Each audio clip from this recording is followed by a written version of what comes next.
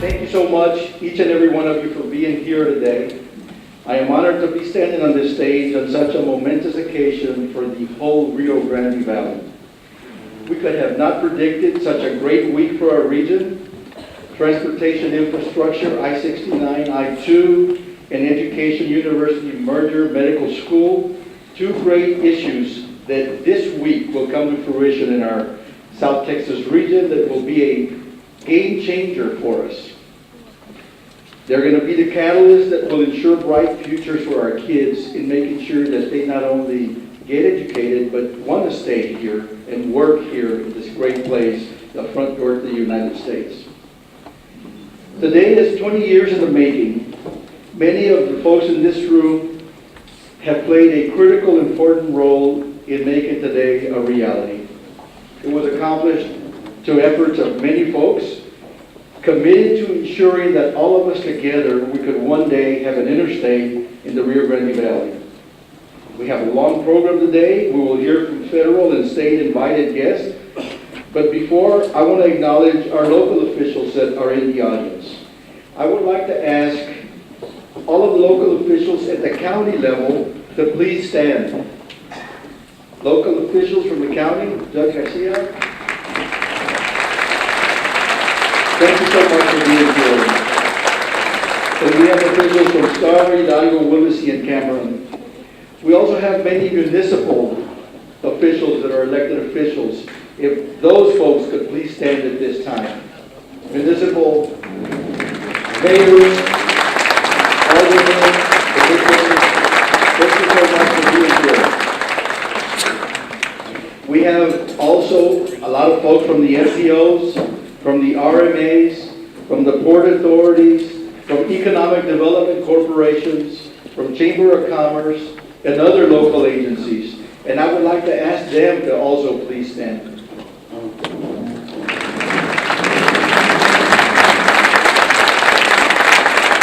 Thank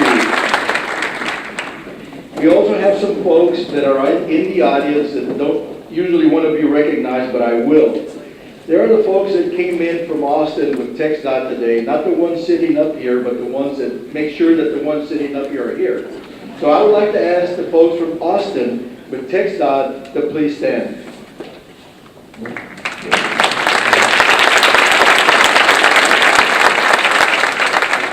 And last but not least, we have a special group of folks here that work with us day in, day out in what we do.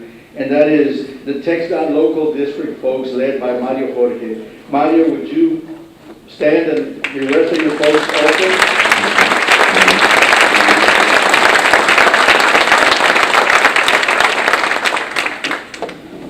Thank you so much. Everybody in the room pretty much stood. So everybody's been working on this project and look at where we are today. It gives me great pleasure to introduce a gentleman that I've had the pleasure of working with and knowing, and is a fellow professional in my other profession also, that has done a great job for making sure that today becomes a reality as it has.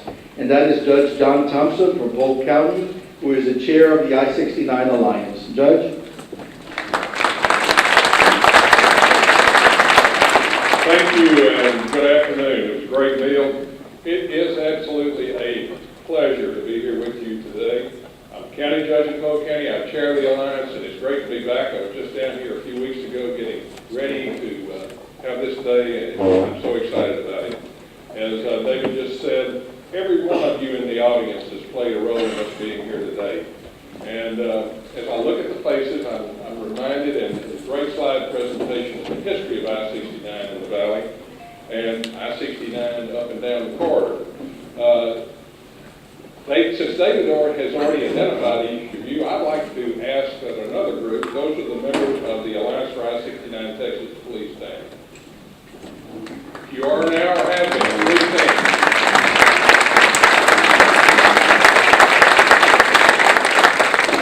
I'm not going to go back through the list, but there are two people that were instrumental in this day becoming a reality. And one was my dear friend and a dear friend of a lot of you, and that was Bill Summers.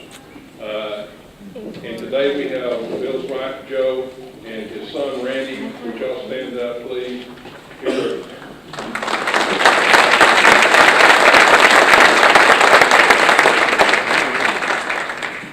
And secondly was Mike Allen. Mike Allen's family, there's no one here to be here today, but those two guys pushed hard, often, and were very aggressive in making sure that I-69 came to the valley. So we thank you for being here today. The other thing that I would like to draw your attention to, in your packet, there is the chronology of the history of I-69 in the last 20 years, and I hope you'll take that with you and look at it. Also, as you exit today, there is a banner downstairs that we would like for you to sign if you would like to be a part of this history-making event. Now, there's one other person that I just cannot go without mentioning, and were it not for her efforts in amending federal legislation, I-69 would not have come to the valley. So I hope you will join me in saying thank you to our champion in Washington for many years, Senator Kate Bailey Hutchison.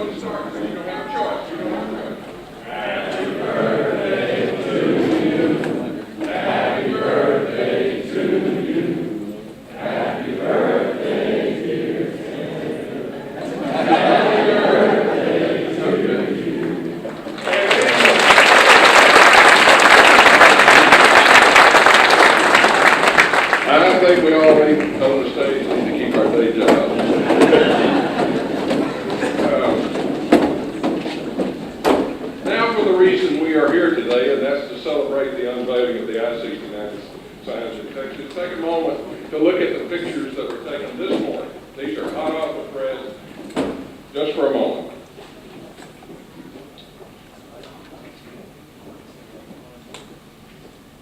Now you're going to see additional signs erected up and down the route in the next few weeks, months, and years.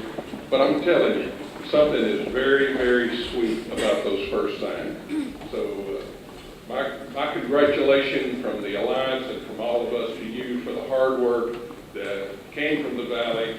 The fact, hats off to Mr. Chairman of the Partnership, Valley Partnership. I want to tell you that I do feel smarter today. I spent the night at the Holiday Inn Express last night. So.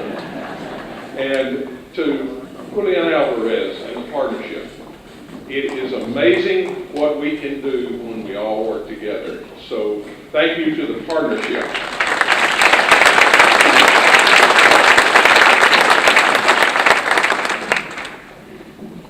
Now today is a day for celebration, but let me remind you of something.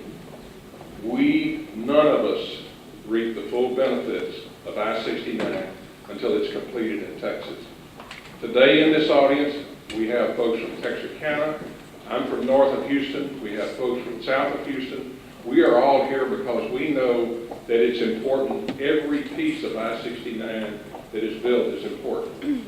It must connect to the rest of the country. It's no good if it just connects to the town next to you. So we stand ready to work with you to link arms to help build the rest of I-69 in Texas.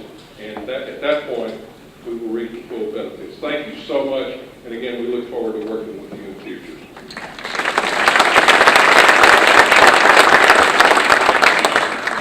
Thank you, Judge Thompson. Our next speaker on behalf of the Governor of the state of Texas is Transportation Director Jeff Austin III from Northeast Texas. A good friend to all of us in South Texas, he has been a strong advocate for the continued completion of the interstate into our area. And he's been the Commission's liaison to all of the I-69 issues that we've encountered from the first day he got to his job. And it is a great pleasure for me to say that he's here with us today to celebrate a wonderful occasion, and we'd like to hear from him. Yeah.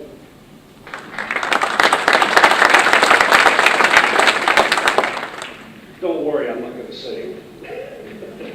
Good afternoon, everyone. Really happy to be back in the Valley area. I'm sitting here going back through my calendar. I was looking back and reflecting, and I've been to more places other than Dallas, where my daughters live, and Tyler. I've come to the Valley more times than any other place. So I know this won't be my last, and I would say this shows the importance of this region of the state to all of us. And this could not have happened without each and every one of you.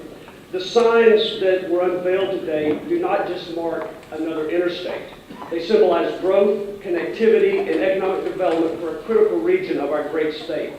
For everyone here today, plus the Alliance for I-69 and the I-69 Advisory Committee and the I-69 segment committees, they have proven that grassroots efforts and listening, conversations, and comments do work, and we want to continue implementing this bottoms-up approach. We can celebrate today's accomplishments largely in part of their efforts. Their efforts, I know they will continue, and they're telling us who, what, where, when, and how we need to do this, and we want to move forward with their work. And because their work was so significant, we extended the advisory committee's role for 2 more years because we have a lot of work that's still yet to be accomplished. While these signs are just the first step, we will have a lot of gaps that we need to continue working on. And I would want to challenge each and every one of you not to just rest because you have your sign up here, but to encourage all of your neighbors to the north to begin working together and finding solutions that work for you, your community, and also help keep Texas moving. I-69 connects major land ports, seaports, international border crossings, and the Texas trunk system. And Governor Perry, as you know, has been a prominent supporter of I-69, was not able to join us today, but he did ask me to relay a message. Back in February at the Capitol, the governor charged us with providing high-quality transportation as it is a necessary component for Texas and its communities to compete for new industries and jobs. He wants you all to know that he recognizes this region made every effort to provide for that high-quality transportation system that he truly appreciates your hard work. I would like to thank the many members of the advisory committee and segment committees for helping make this vision become a reality. I would also like to thank the members of the Alliance for I-69 for their collaboration with TxDOT and also with our federal partners and other entities to help make this really become a significant day. And to all of our partners from all over the Rio Grande Valley, your strong support and action have really played a significant role. I know in the next couple months, we're going to be up in Texarkana with Judge Carlo to unveil some signs up there. So I can truly say this goes from Alpha to Omega. Yes, we want to connect with the rest of the country, and we ultimately will, but Texas first. Thank you all.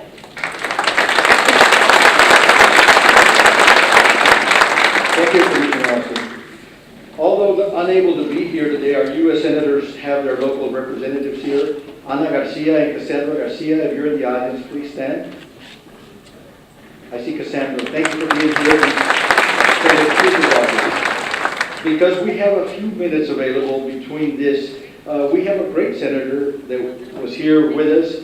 One that we gave everything from a bat to go to bat for us, a belt to buckle it up for us, and all kinds of things in the course of time.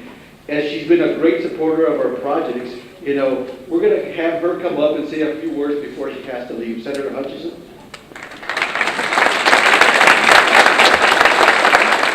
Thank you, Commissioner. I have to go catch a plane, but I wouldn't have missed this. And Julian came to my office in Dallas and said, please come because we worked so hard together on this when Julian was my regional director for all of South Texas. So it is a wonderful honor. And, you know, I was in the Senate for 20 years, and so often you work hard, but you don't see the fruits of your labor. It is so wonderful to be here today and be with my great colleagues, my congressional colleagues, my state colleagues, the mayors and the county judges who were such a part of this, and to see this really happen.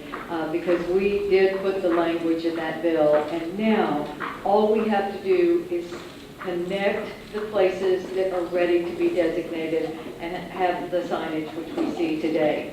Once that connection is made, and now we have the federal priority to do it, and as well as the leadership of the State Highway Department here, this is going to transform South Texas, I'm sure of it, and the Valley. So I'm very excited to be here, and I will just end by saying that I've never seen a more united effort for Texas than on this project. We did start over 20 years ago working on this with so many in this room, and it was a united effort from the deepest South Texas to Laredo, all the way up through East Texas to Texarkana and beyond. So it is a work that took everyone in this room to do, and I'm very happy to be here and celebrate with you. Thank you very much.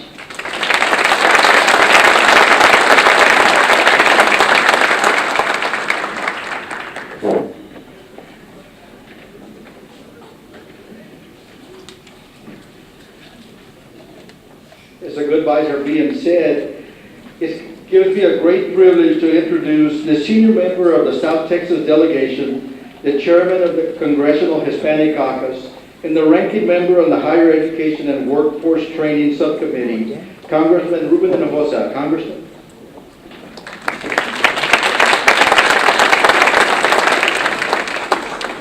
Thank you for that kind and generous introduction. It was a pleasure for me to see our Senator Pharr to hear her remarks both on TV, English, and Spanish, and now here for this, all the attendees. I will say at this meeting that I came 3 years after she got to Washington. I got to Washington in 1997, and I wanted to try to make a mark. It was my freshman year, and I saw that the colleges and universities of this area were members of what was known as HSIs, Hispanic Serving Institutions. And being on the Committee on Higher Education, I wanted to see what kind of funding they were getting. And I saw that it was $10 million a year for approximately 100 members of the Association of HSI. And I thought it was a topographical error. So I asked my chief of staff to check it out. He said, no, there's no mistake. I said, well, why do the HBCUs, which are historically black colleges, get 140 million? He said, well, we just haven't had the number of members that can make those things happen. We were 12 that year, 12 members of Latinos serving in Congress, and they were about 30. I said, well, we're going to have to try to close the gap, see if we can increase that investment. So I went to Kay Bailey Hutchison, and I said that I wanted to see if we could leapfrog the 28 million. And she says, well, that'll be a little difficult to do because I don't think we have the support to get it done. And without going into the details, I introduced legislation that would do that. And going to visit some of the senators, the Appropriations Committee, and I used the term HSIs. One of the chairman of the committee, Appropriations Committee in the Senate, turned to his chief of staff and says, I'm sorry, excuse me, but what is the acronym HSI? So they didn't know about HSIs, they didn't know about so many Latinos going to these universities, but that funding was a promise.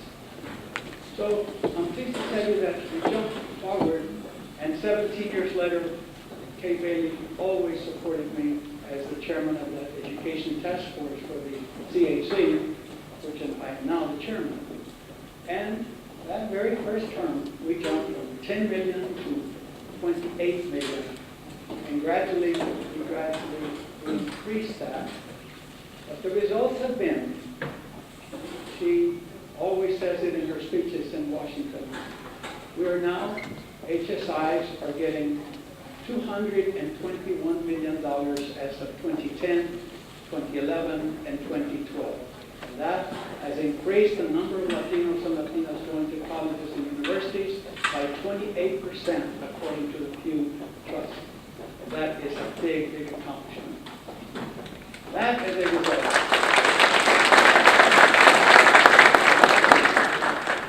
That is the result that we are now merging the University of Texas Brownsville and the University of Texas Edinburgh into one 30,000 student body. And that's why our South Texas college system has 33,000. And all the colleges and universities in the region have just skyrocketed in attendance. That leads us to tomorrow's signing of a bill that not only merges these two colleges in Brownsville and Edinburgh, but will also give us a medical school. And somebody asked me, how is it that we were able to get it accomplished? Well, there was a coalition that Kay Haley mentioned, local, county, state, and federal leaders working together to make Deep South Texas a region where quality of life will improve tremendously. Unemployment is going to be at 6%, our country will be in 2015. Comprehensive immigration reform is very likely to pass before the end of this year. Think of what this area will look like. If we were 1.5 million this last census, we will be at 2 million within 5 years. And then we'll jump to 3 million the next 5 years. And there's no reason why we can't do it with the infrastructure of I-69 that we are celebrating today at the Unveiled signing. Ladies and gentlemen, it's a real honor to stand here before you and to say that I am part of that team that didn't know it couldn't be done when I got there. And lots of my friends, and I would say, they say, where are you from, freshman? I'm from South Texas. Oh, you're part of the San Antonio bunch. I said, no, 250 miles south of San Antonio. I said, well, we didn't know that was part of the United States. It's funny. So then I added the word, I'm from Deep South Texas. And I used that in all of my speeches and many of my remarks and many of my requests for funding. So ladies and gentlemen, I have a great speech that my staff wrote. They told me to make the remarks as short as possible. And I want to commend those sitting here on the stage because they certainly have a big role that they play. And those who were recognized earlier by the MC, thank you for all of the work that you all have done. Thank you.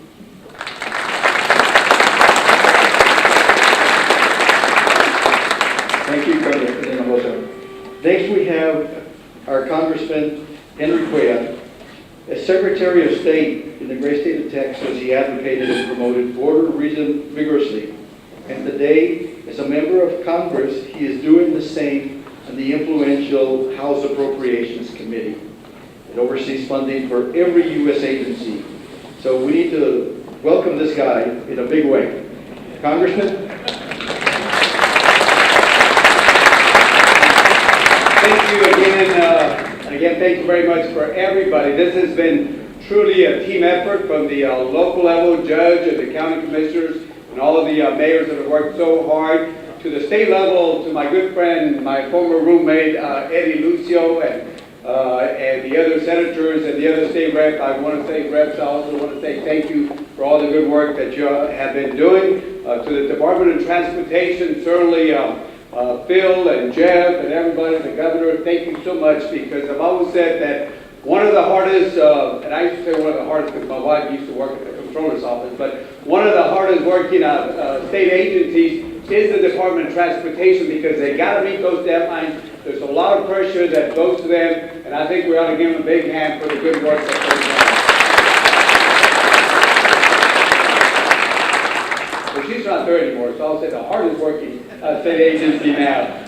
Let me let me say also at the federal level, from my good friend Ruben Hinojosa, for the work that he's done, Phil Vela, I know we're going to get a letter from Phil's office in a few minutes, to Blake Fairhood, who's now in the Department of Transportation, to Solomon Ortiz, that was there also, and of course to our two senators, Senator Cornyn, Senator Cruz, thank you so much for all the work, and especially Kay Bailey, because she really played a very important role to make sure that we got this very important project started. What, how, and why? What we know here, because we're here to announce that we are ready to go ahead and start the work, continue the work that started many years to do I-69, to connect it up to the northern part of Texas and beyond that. How are we doing this? Well, we're having a press conference. We're out having different things. You know, this is all the easy work. But I think the hardest thing that we need to do is to explain the why.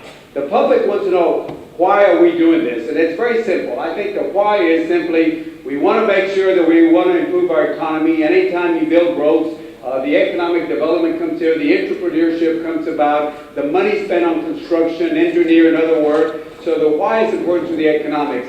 It's important also to not only tourism also, you know, South Texas is so important to tourism, the money that's spent here, both people coming north and south, and of course to retail. The Mexicanos that come over here and spend millions and billions of dollars over here and go beyond the valley also to other parts of the state of Texas. It is important to understand that the economics, the tourism, and the retail is important. And tied into that, it's one simple thing, quality of life. Because when you can move people and goods faster, the better it is for the quality of life, and that's why we're doing this.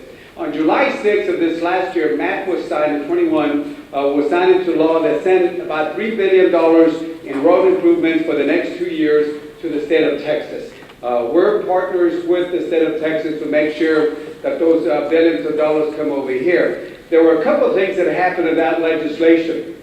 And if I had it my way, and Ruben and some of us, we would have not done it 2 years, we would have done it 5 years. I don't like this short-term bills, but there's a different environment up there in Washington, but we still got 2 years. We're happy with 2 years. Hopefully the next highway bill that we're working with Chairman Bill Schuster, we want a 5-year bill instead of a 2-year bill. But what he did is not only send billions of dollars to the state of Texas, but it took a little requirement that said that completed highway segments must be connected to an existing interstate highway before they can be added to the interstate highway system. This very small change that Kay Bailey Hutchison did was so important to South Texas because it's bringing over 100 miles of existing roads to the federal interstate system that we have also. And we got to make sure that this goes on all the way to the northern part of the state of Texas, East Texas, and beyond that, to make sure that we connect. It's not only one dot here in South Texas, not only the northern dot up there in North Texas, but we've got to make sure that we connect it all the way through, and beyond that, to make sure that Texas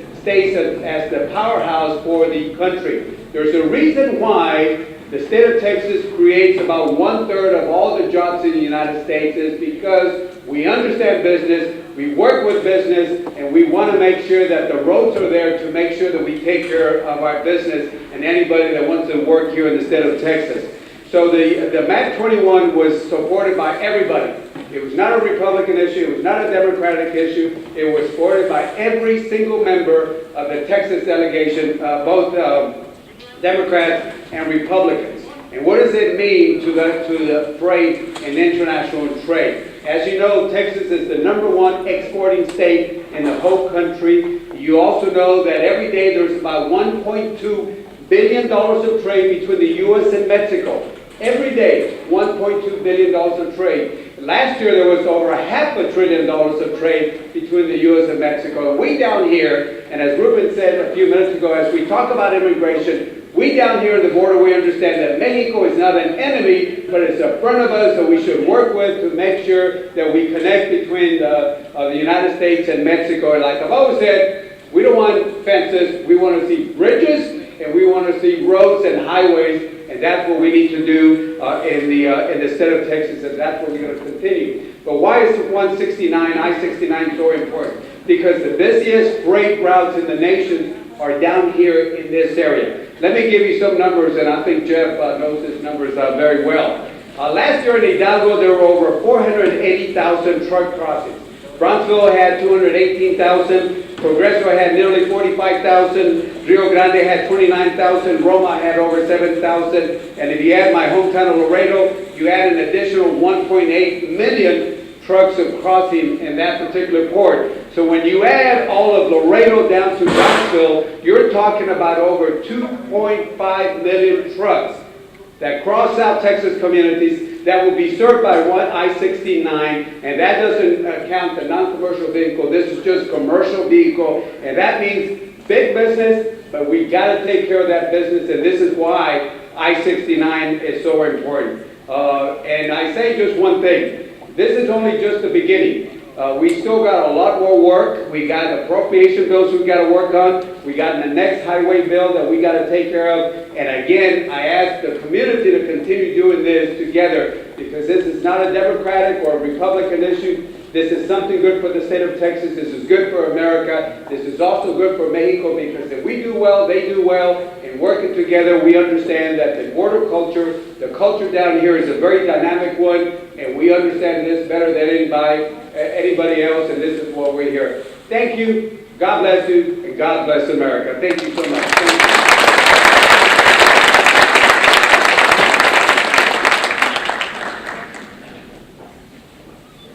That's a stump speech if I ever heard one.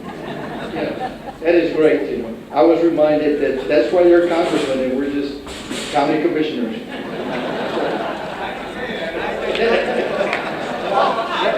Not by you, definitely, no.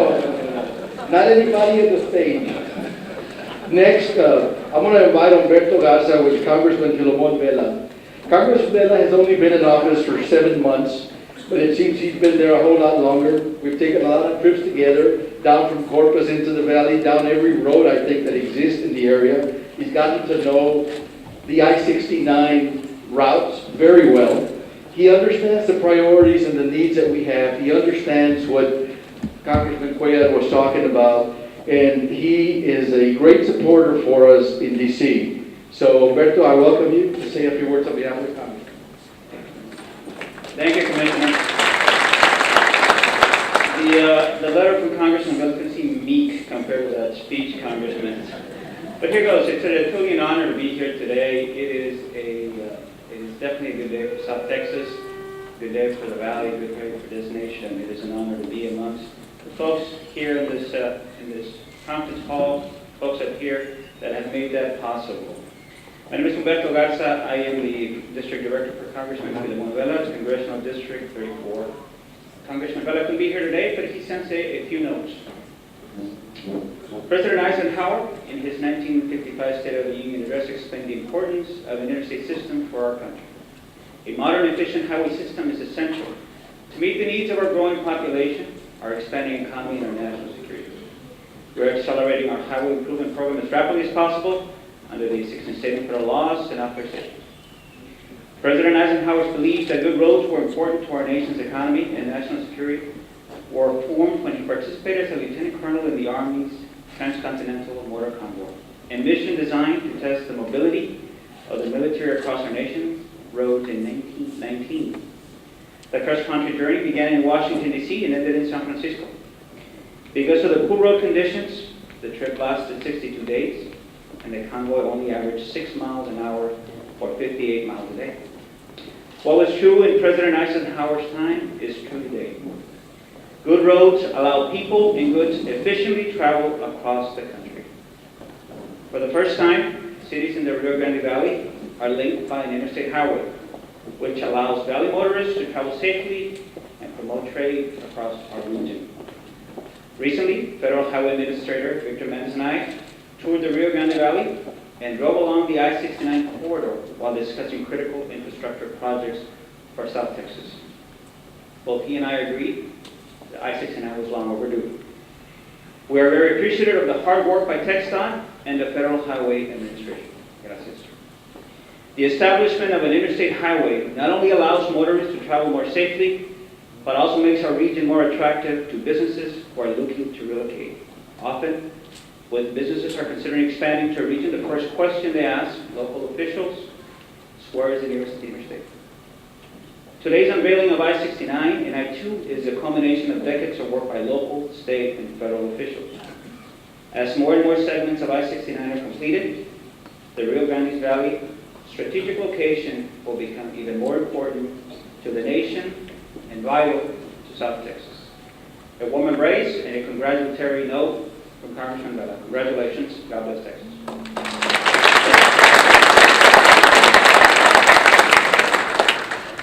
Thank you. Before we continue, I want to just take about a minute and a half to make a couple of comments.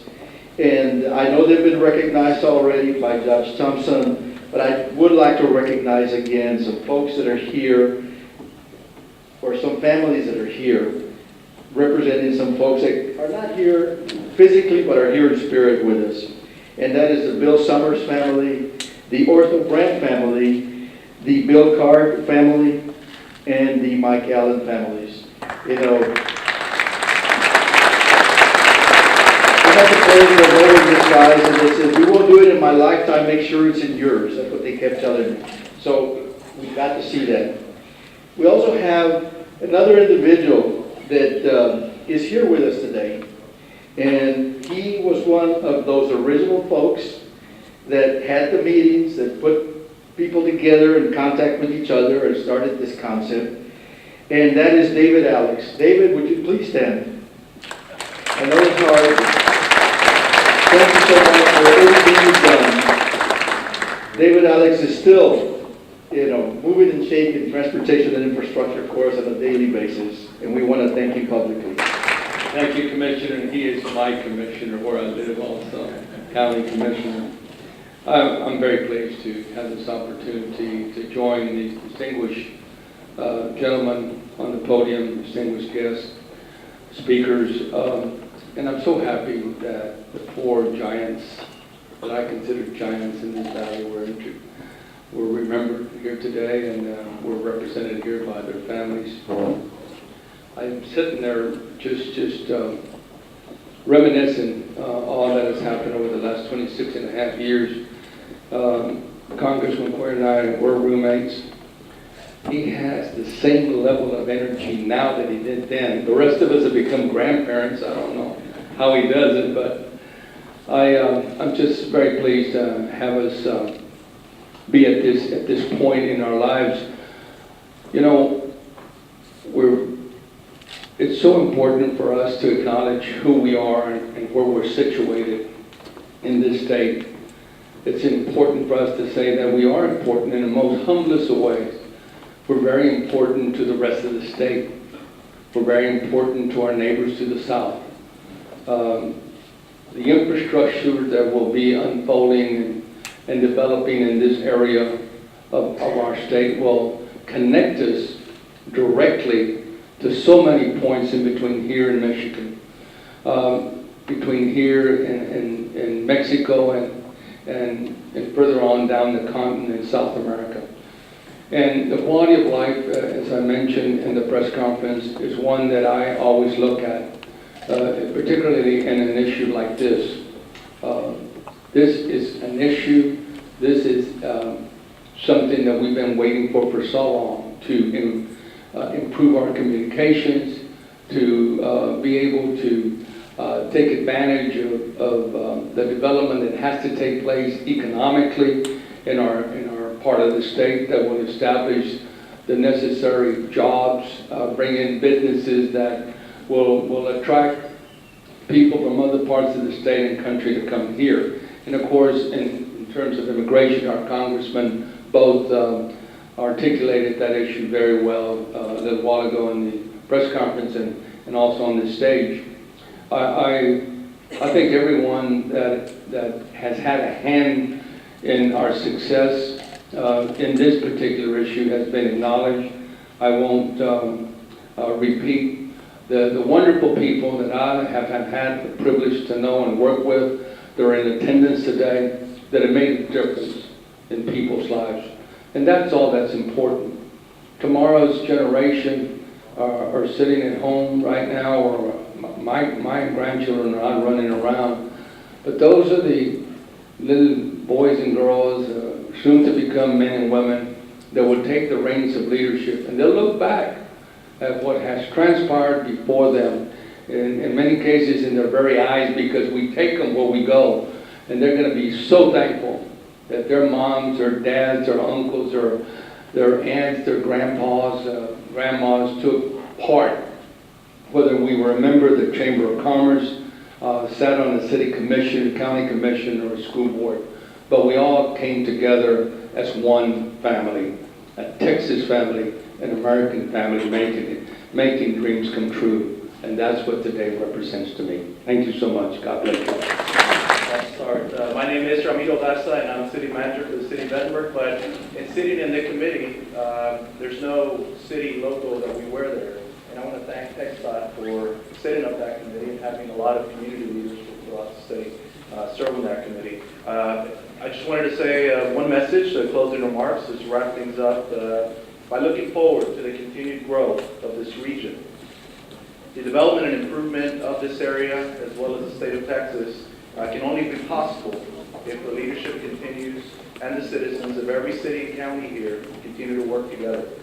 The importance of working together has been evident not just during the process for the unveiling of this I-69, but also another pivotal moment that is going to be experienced tomorrow at both universities in Brownsville and Edinburgh, at the combination of both universities.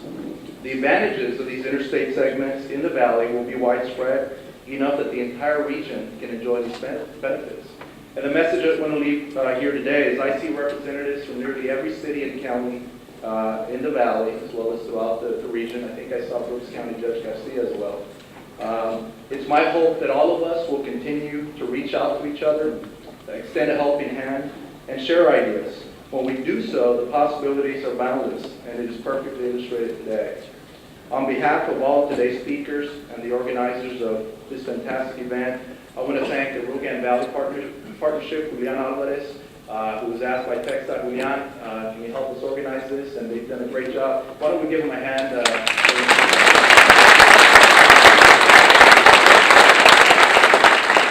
Thank all of you for attending, and I want to use Judge Thompson as a quote that he said earlier. Isn't it amazing what can happen when we work together? Thank you.